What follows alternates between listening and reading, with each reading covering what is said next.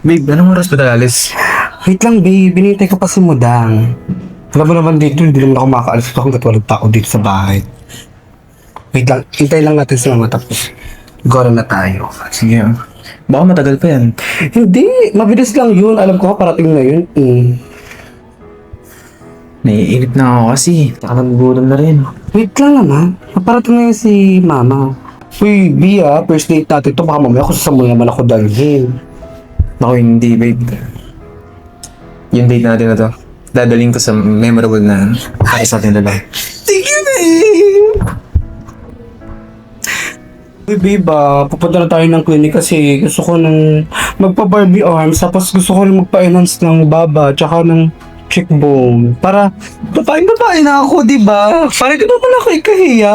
Ako naman, huwag mo naisipin yun. Kahit ano tanggap kita. Nakainis Hindi naman na. to. Anak, Mali!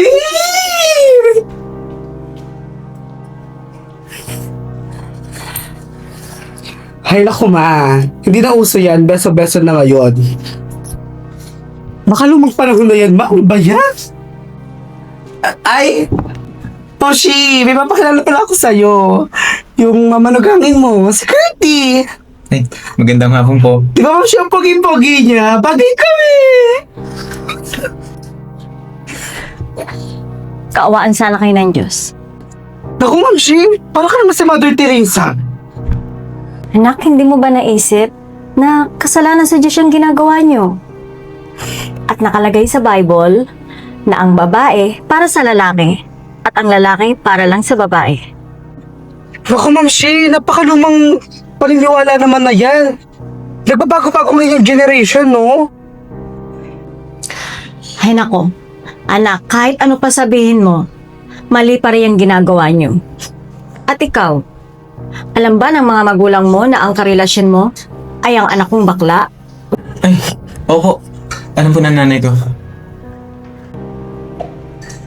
Wala man lang naging reaksyon ng magulang mo? Ni hindi man lang nagalit? Ay, opo. Tuwan-tuwa nga po yung nanay ko sa anak niya eh.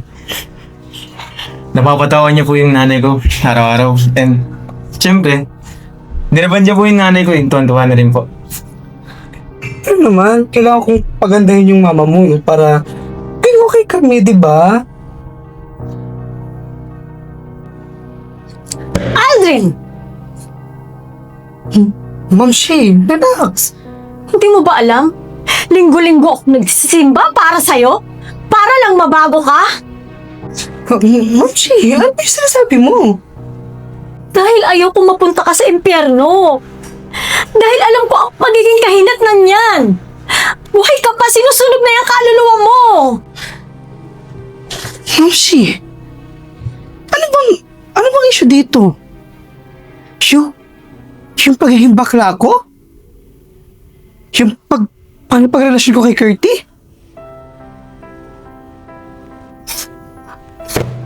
Ma'am Shi, simula na iniwanta ako ni tatay, oh. Alam ko galit na galit yun sa akin. Akala ko ikaw yung magiging kakampi ko dito, eh. Akala ko okay na to.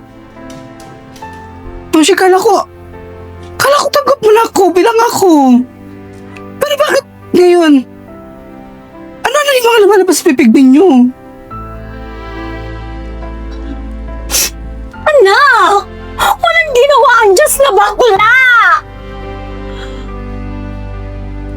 Ma'am Shi, sa tingin mo, hindi ba ako anak ng Diyos? At kung ano man yung dahilan na yon, siya lang yung nakakaalam nun. Kaya tara na, dala na tayo sa inyo. Mas tanggap pa ako ng magulang mo kaysa sa magulang ko.